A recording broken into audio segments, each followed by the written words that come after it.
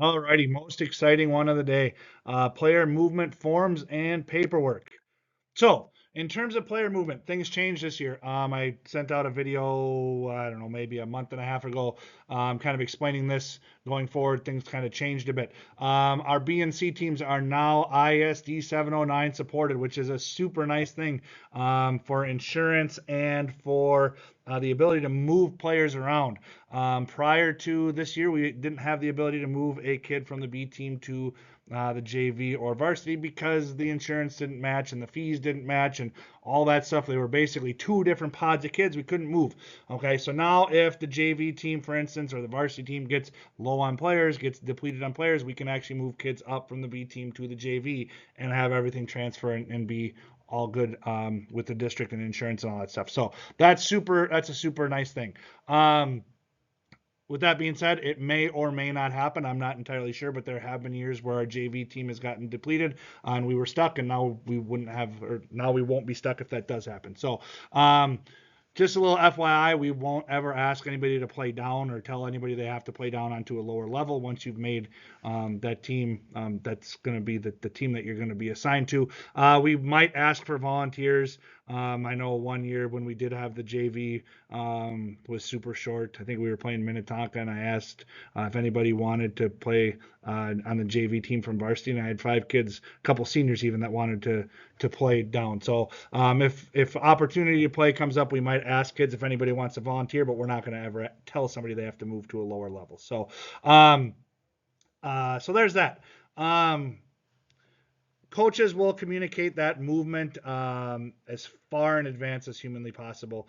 I don't want to, to get into a spot where we're calling people the night before a game and saying, "Hey, guess what? You're playing with a different team." So we'll try to give you as much lead time as possible. Hopefully, get the kids a practice or two if they are bumping up, so they get to know everybody. So, like I said, I don't know how often that's going to happen, but it is an option that we've never had before.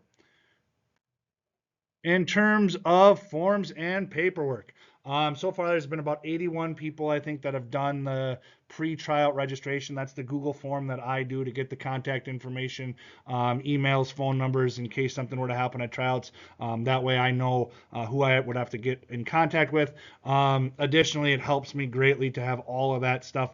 I guess pre put together in terms of a coach's packet for evaluations and making sure that the different groups have the right amount of positions and things like that. So please, if you have not done that already, please do the tryout registration form. I also did, if you're unsure if you've done this yet, or if you wonder if your mom or your dad or, husband or wife has already done this, I did put a link on there.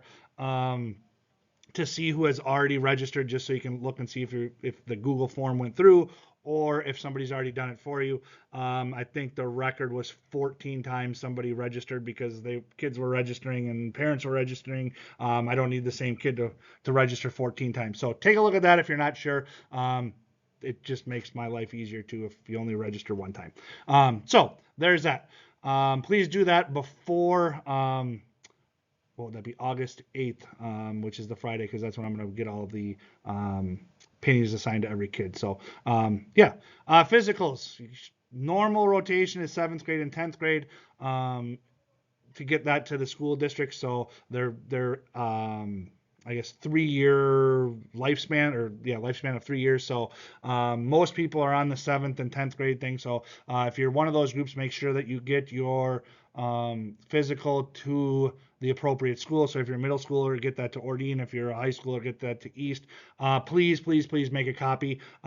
We've got a new system that they're putting in, so I'm not entirely sure how quick that's going to be updated. And there's obviously a trickle down from when it gets to the secretary and gets all the way to me. I'm quite a ways down the pecking order. So if you can say, "Hey, look, Steve, here it is. I turned this in last week," then I know we're all good. So please make a copy or take a photo of it.